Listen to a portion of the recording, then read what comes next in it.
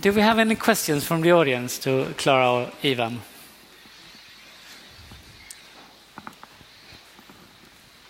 Thank you both for great speeches. It was very inspiring. Clara, you speak a lot about how you monitor people interacting with technology. And Ivan, I saw you playing one clip from Disney World with people actually touching the plants. I imagine you study also some real-life interaction. And interested in your experiences, Ivan, what was the best lessons that you learned from real-life interaction with the technology that you're making?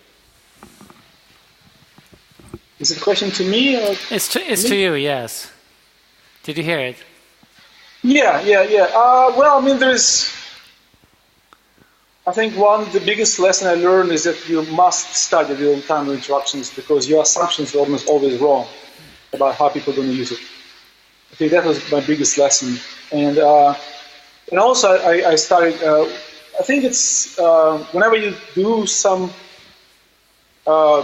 real-world interactions, when trying to use technology in the real applications and the real users, it's just amazing how many unexpected things will show up, right? So, in case of I work with Disney, we did a lot of studies and trying to see how people use it. We call it playtest. We called it playtest at Disney. One of those amazing things to me is how more open children are to new technologies compared to adults. How more conscious we become as we grow up.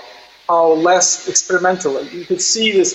I have hours and hours of videos of people, in multiple occasions we put these attractive plants to see how people react, and you can see how afraid grown-ups to look silly or stupid or doing the wrong thing.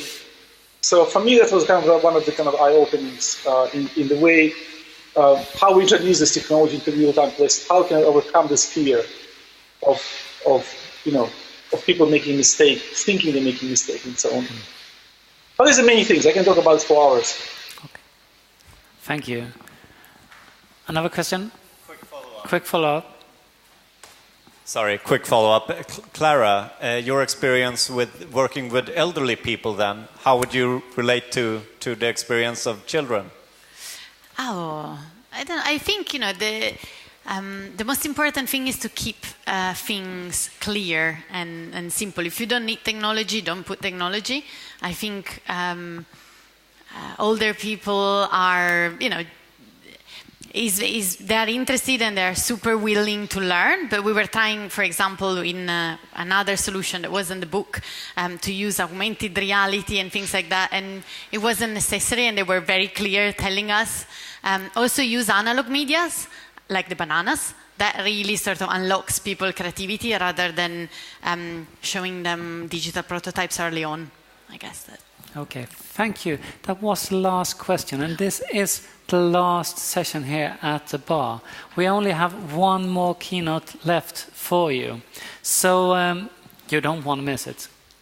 So please say thanks to Ivan and thanks to Clara and head straightly to the theater for Uffe Elbæk. Thank you very much. Thank you. Thank you.